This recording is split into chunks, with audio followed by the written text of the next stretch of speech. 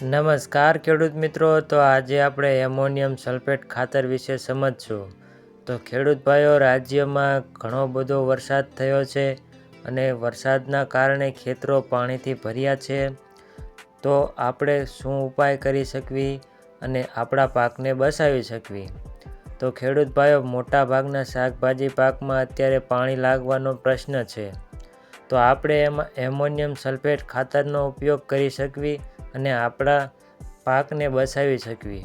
પણ કેટલા પ્રમાણમાં તેનો ઉપયોગ કરવો અને એમાં કયા કયા તત્વો આવે, કયા પાકમાં ઉપયોગ કરી શકાય અને કેટલા પ્રમાણમાં તેનો ઉપયોગ કરવો જોઈએ અને કઈ કંપનીનું સારું આવે, તો આજે આપણે આ વિડીયોની અંદર એ સમજશું. પણ તે પહેલાં જો તમે અમારી ચેનલમાં નવા હોય તો ખેતી પાકોની માહિતી માટે અમારી ચેનલ સબસ્ક્રાઈબ કરી નાખજો અને બીજા ખાતર તેમજ દવાની માહિતી માટે પણ અમારી ચેનલને સબસ્ક્રાઈબ કરી નાખજો. તો પહેલાં આપણે વાત કરવી તો કયા કયા પાકમાં ઉપયોગ કરી શકાય એમોનિયમ સલ્ફેટ ખાતર.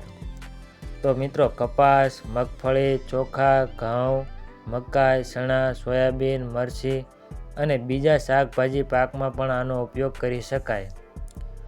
અને કેટલા પ્રમાણમાં નાખવું જોઈએ તેના વિશે વાત કરવી તો ખેડૂત ભાઈઓ, 1 વીઘાની અંદર 4 થી 5 કિલો જો મીડિયમ પાણી લાગ્યું હોય તો તેમાં નાખી શકાય. અને જો અતિશય પાણી લાગી ગયું હોય તો વીઘે 8 થી 10 કિલોગ્રામ ખાતર નાખી દેવું જોઈએ, જેથી કરી તમારા પાકમાં જે પાણી લાગી ગયું છે તેને શોષણ ઝડપી કરી શકે.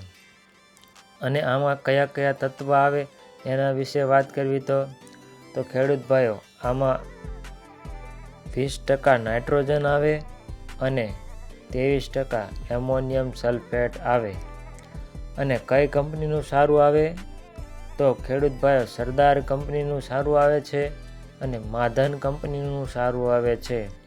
ખેડૂત ભાઈઓ, આ ખાતરને આપણે કેલ્શિયમ નાઇટ્રેટ સાથે મિક્સ કરીને નાખી શકાય નહીં.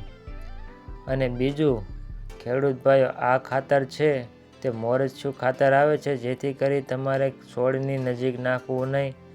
અને છોડની નજીક નાખશો તો મૂળિયા બળવાનો પ્રશ્ન રહેશે. તો ખેડૂત ભાઈઓ, મૂળથી થોડુંક છેટું નાખવું.